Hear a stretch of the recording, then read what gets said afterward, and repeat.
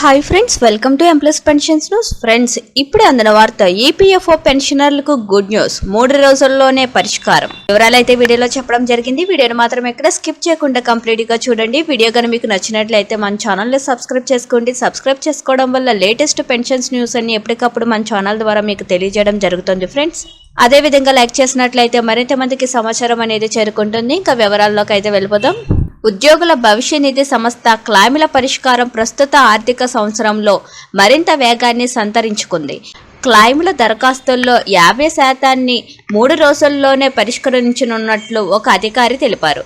2024-2025 ఆర్థిక సంవత్సరంలో ఇలా 3 రోజుల్లోనే పరిష్కరించిన క్లెయిములు 39% ఉన్నట్లు చెప్పారు. 2025 ఏప్రిల్ నుంచి జూన్ 5 మధ్య 68.96 లక్షల క్లెయిములకు 3 రోజుల్లోనే పరిష్కారం లభించింది. ప్రస్తుతం 1,00,000 వరకు క్లెయిములకు ఆటోమేటెడ్ పరిష్కారం అమల్లో ఉండగా ఈపీఎఫ్ఓ త్వరలోనే 5 లక్షల వరకు క్లెయిములకు ఈ పరిమితిని పెంచనుంది. దీంతో మరిన్ని క్లెయిములకు వేగంగా పరిష్కారం లభించనుందని ఆ అధికారి తెలిపారు. ఈ పరిమితి పెంపునకు సెంట్రల్ బోర్డ్ ఆఫ్ ట్రస్టీస్ ఆమోదం అవసరం లేదన్నారు. సెంట్రల్ ప్రొవిడెంట్ ఫండ్ కమిషనర్ ఇందుకు అనుమతించొచ్చని చెప్పారు. అనారోగ్యం, విద్య, ఇంటి నిర్మాణం, కొనుగోలు, వివాహ అవసరాలకు సంబంధించిన క్లెయిములు 1,00,000 వరకు ఉంది. దరఖాస్తుదారులకు అర్హతలు ఉంటే వాటిని 3 రోజుల్లోనే క్లెయిమ్ మొత్తం మంజూరవుతున్నట్లు తెలిపారు.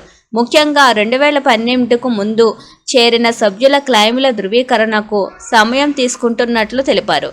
పెన్షన్, గ్రూప్ ఇన్సూరెన్స్, ఈపీఎఫ్ఓ ఉపసంహరణలు అన్నిటినీ 72 గంటల్లోనే పరిష్కరించాలన్నది ఈపీఎఫ్ఓ లక్ష్యమని ఈ దిశగా ఈపీఎఫ్ఓ కృషి చేస్తున్నట్లు చెప్పారు.